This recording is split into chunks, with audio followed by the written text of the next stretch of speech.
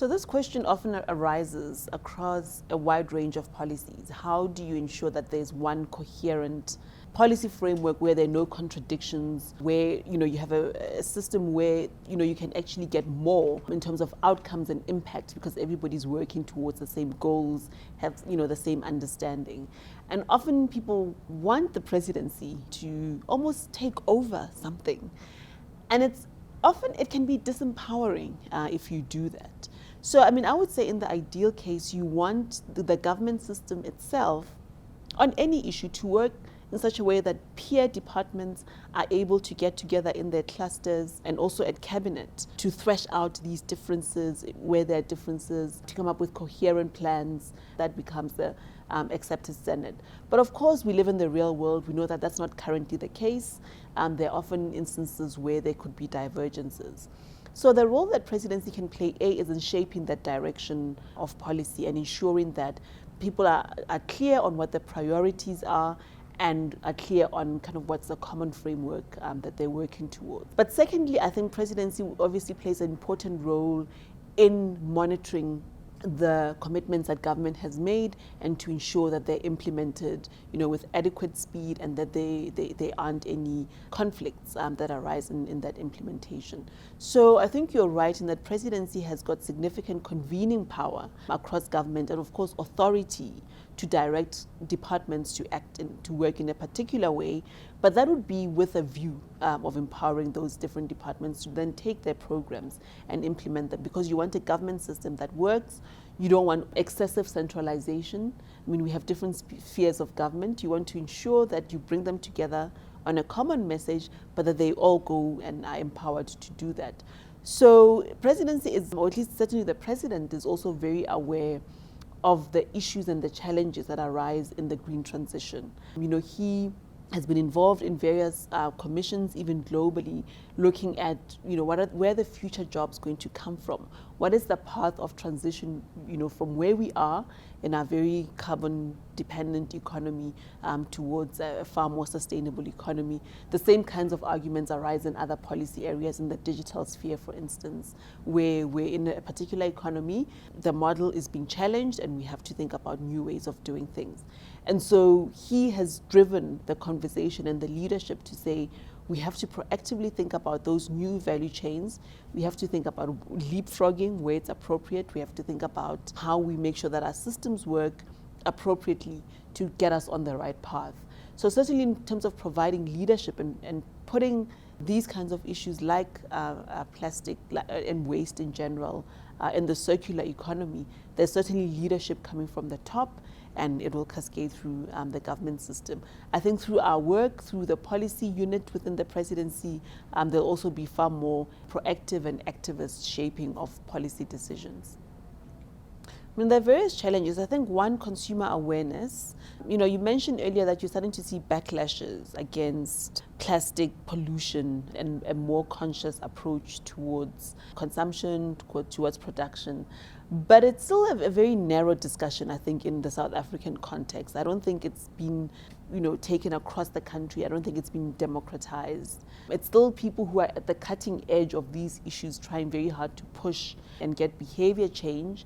So I think it needs to be, kind of made ordinary and demystified so that people understand why this focus on waste, for instance, and handling it properly. I think some of the language that comes from the international community can often be punitive. People must stop, these wasteful behaviors, they must atone, etc. And I think it lands badly in the South African context because you're dealing with a population that has largely been excluded from economic activity. And so this language around rampant consumerism, it's almost offensive a little, because people are like, but we're not really part of the economy. We're actually trying to get into this economy, and the avenues seem to be blocked off. So I think part of the challenge is to show people, what are the alternative pathways, how to build a healthier, more sustainable economy.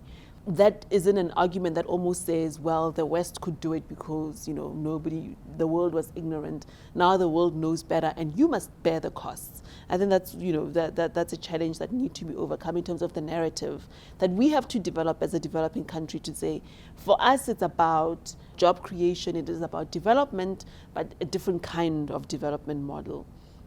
Then I think that there's challenge in terms of commercializing the new solutions.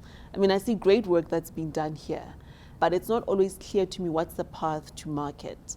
We end up importing a lot of the technologies. When we were looking at the renewable energy program, for instance, there was a lot of emphasis on building local components and local manufacturing, but that hasn't quite been realized to the extent that one would like. So we need to, I think, have a system and work with our financial institutions, beginning with our development finance institutions, all the way to our private sector financiers, to say, yes, we understand we are a resource-constrained economy. We can't always be investing in the frontier, but we have to put some money towards backing these new ideas, accepting that some of them will fail, but working in a way that minimizes the risk of failure. So the various aspects, I think people often talk about waste in terms of not understanding the policy environment. So we could do more to improve the policy environment, just in general, ease of doing business, but also being clear on what our path is on the waste economy and how we're going to implement that and what the ambitions are and what the supportive framework is going to be.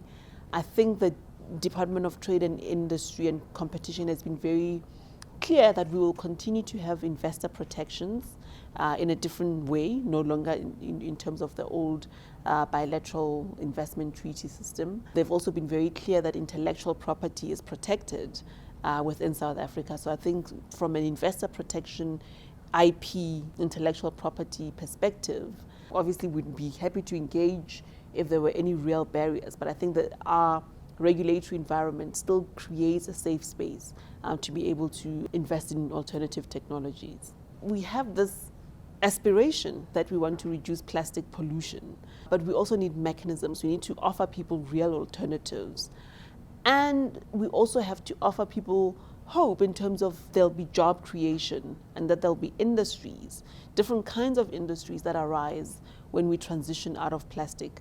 I thought it was interesting that Plastic South Africa was here because they have a bioplastics interest and a bioplastics subgroup, so that as an industry, they also think about how they will have new kinds of members going forward who are in the bioplastics area, so that there is a sense that there is a future. We're not giving up production and there's nothing.